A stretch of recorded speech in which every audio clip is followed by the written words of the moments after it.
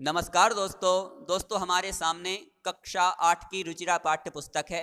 पिछली कक्षा में हमने त्रयोदशः पाठः यानी 13वां पाठ पढ़ लिया था और इस कक्षा में हम उस पाठ का अभ्यास कार्य करेंगे।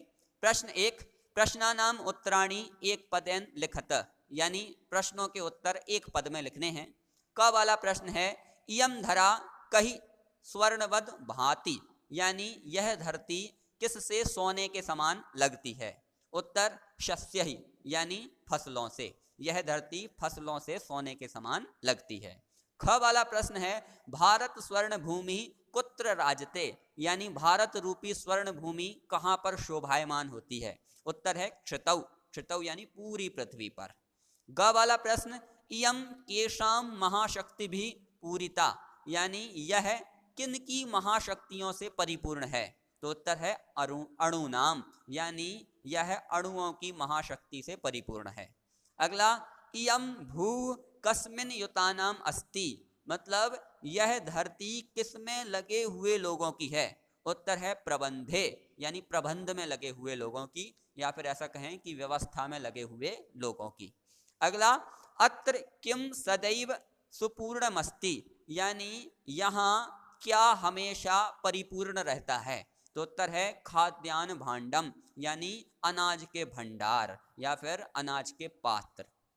अब चलते हैं प्रश्न 2 पर, जिसमें बोला है समानार्थक पदानी पाठा चित्वा लिखत, यानी समानार्थक पदों को कोष्ठक में से या पाठ में से चुन करके लिखना है। पृथिव्याम, इसका समानार्थक है क्षितौ। दूसरा, शोभते, इसका भाति। बुद्धिमताम, इसका विपश्चित जनानाम। मयूराणाम, इसका शिखीनाम। अनेकेशाम, और इसका है समानार्थक बहुनाम। प्रश्न 3, जिसमें बोला है श्लोकांश मेलनम कृत्वा लिखत, यानी श्लोक के अंशों को मेलन करके लिखना है, सही जोड़ियां मिलानी हैं। पहला, क त्रिशूलाग्नि नागहि पृथिव्यास्त्र घोरहि, इसका मिलान होगा अणुनाम महाशक्ति भी पूरी तेयम। दूसरा, सदा पर्वणामुत्सवानाम धरेयम, इसका मिलान क्षितौ राजते भारत स्वर्ण भूमि। अगला, वने दिग्गजानाम तथा केशरीणाम, इसका मिलान तटीनामियम वर्तते भूधराणाम। अगला, सुपूर्णम सदैवास्ति खाद्यान्न भांडम, इसका मिलान नदीनाम जलम यत्र पीयूष तुल्यम। और सबसे अंत में, इयम वीर भोग्या तथा कर्म सेव्या, इसका मिलान होगा जगत वंदनीया च भूदेव गेया। अब चलते हैं अपन प्रश्न नंबर 4 पर, जिसमें बोला है चित्रम दृष्ट्वा पाठात उपयुक्त पदानी गृहीत्वा वाक्य पूर्तिम कुरुत, यानी चित्र को देख करके पाठ में से शब्दों को प्रयोग करके वाक्य पूरा करना है। देखिए आपके सामने एक चित्र बना दिख रहा होगा, इसके हिसाब से अपन को खाली स्थान भरने हैं। क वाला खाली स्थान में भरा जाएगा नदी। वाक्य होगा अस्मिन चित्रे एका नदी वहती, यानी इस चित्र में एक नदी बह रही है। दूसरे खाली स्थान में बनेगा पर्वतात। वाक्य होगा नदी पर्वतात निःसरति, यानी नदी पर्वत से निकलती है। तीसरे वाक्य में अपन को शुद्धम भरना है, तो वाक्य होगा नद्याः जलम शुद्धम भवति, यानी नदी का जल शुद्ध होता है।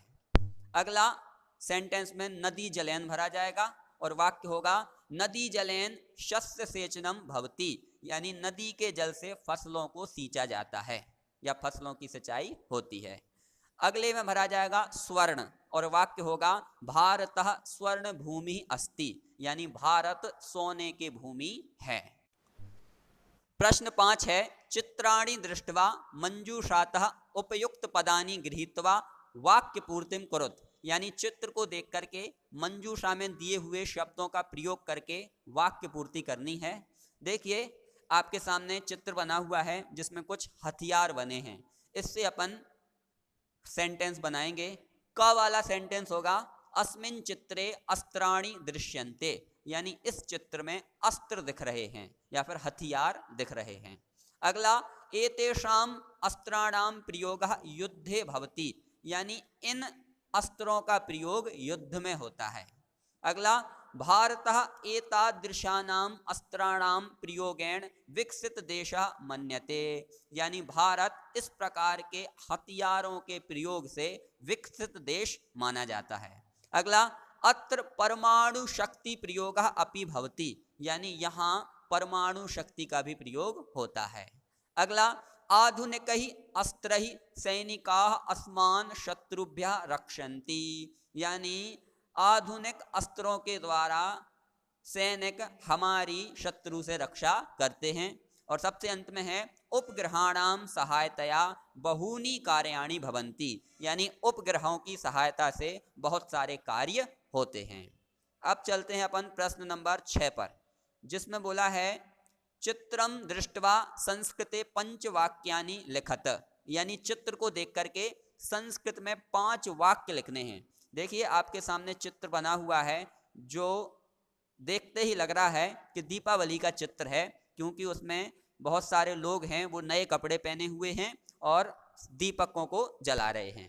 तो इनमें अपन वाक्य बनाएंगे। सबसे पहला, इदम दीपावली पर्वस्य दृश्यम अस्ति, यानी यह दीपावली पर्व का दृश्य है। दूसरा वाक्य होगा सर्वे जनाः प्रसन्नाः सन्ति, यानी सभी लोग प्रसन्न हैं, खुश हैं।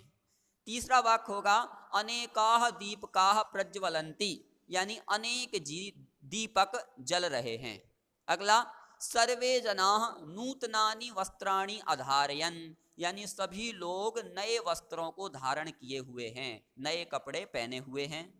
तेषां गृहं सुसज्जितम अस्ति, यानी उनके घर सजे हुए हैं। इस प्रकार से ये वाक्य बनाए अपन ने। अब चलते हैं अपन 6वें प्रश्न का आ वाला प्रश्न, चित्रम दृष्ट्वा संस्कृते पंचवाक्यानि लिखत, यानी चित्र को देख करके संस्कृत में 5 वाक्य लिखने हैं। देखिए चित्र को अगर अपन ध्यान से देखेंगे तो उसमें एक भाई और एक बहन है, बहन भाई को राखी बांध रही है, और इससे अपन सबसे पहला सेंटेंस बनाएंगे, इदम रक्षाबंधन पर्वस्य दृश्यम अस्ति, यानी यह रक्षाबंधन पर्व का दृश्य है। दूसरा वाक्य होगा भगनी भ्रातरम रक्षा सूत्रम बधनाति, यानी बहन भाई को रक्षा सूत्र बांध रही है। तीसरा वाक्य होगा भ्राता प्रसन्न अस्ति, यानी भाई प्रसन्न है। चौथा वाक्य बनेगा सह स्वभगनीम उपहारम ददाति, यानी वह अपनी बहन को उपहार दे रहा है, गिफ्ट दे रहा है। और सबसे अंत में बनेगा सह स्वभगन्याः रक्षार्थम प्रतिबद्धो अस्ति, यानी वह भाई अपनी बहन की रक्षा करने के लिए प्रतिबद्ध हो रहा है।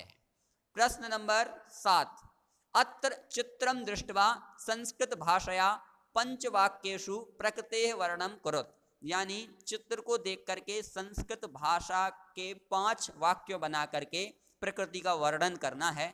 देखिए आपके सामने चित्र दिख रहा होगा, इससे अपन को 5 वाक्य बनाने हैं। सबसे पहला वाक्य बनाएंगे अपन, इदम वनस्य दृश्यम अस्ति, यानी यह वन का दृश्य है, जंगल का दृश्य है। दूसरा वाक्य होगा अत्र अनेकाः वृक्षाः सन्ति, यानी यहाँ पर अनेक वृक्ष हैं, अनेक पेड़ हैं।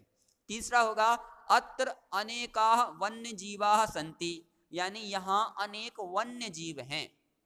अगला अनेकाः खगाः कूजन्ति, यानी अनेक पक्षी आवाज कर रहे हैं, चहचहा रहे हैं। और सबसे अंत में होगा एकः मृगः उपविशति, यानी एक हिरण बैठा हुआ है। इस प्रकार से आपको ये करना था।